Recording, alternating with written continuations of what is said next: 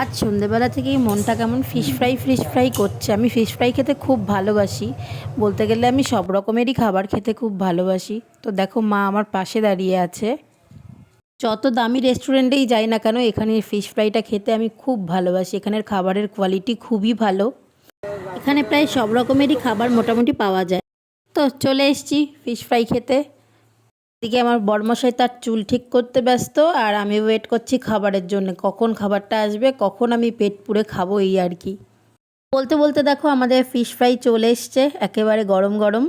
আমার সব থেকে প্রিয় খাবার হচ্ছে লোটে ফ্রাই। আমি এখানে আসলে বেশিরভাগ লোটে ফ্রাইটাই ট্রাই করি, খুব ভালো লাগে খেতে।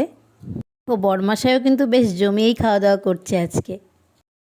ফিশ ফ্রাই খেয়ে চলে এসেছি এখন ফুচকা খাবো বলে। আমি যতই যাই খাই, রাস্তায় বেরোলে ফুচকা না খেলে আমার মোটে আর কি জমেই না।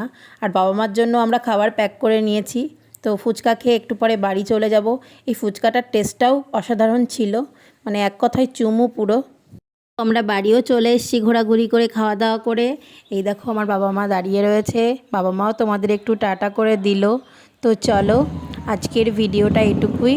দেখা হচ্ছে অন্য কোনো মিনি ভ্লগের সাথে। ততক্ষণ সবাই ভালো থেকো, সুস্থ থেকো, আর আমাদের ভিডিওটা ভালো লাগলে লাইক কমেন্ট শেয়ার করে দিও, চ্যানেলটাকে সাবস্ক্রাইব করে আমাদের পাশে থেকো। তো চলো, টাটা।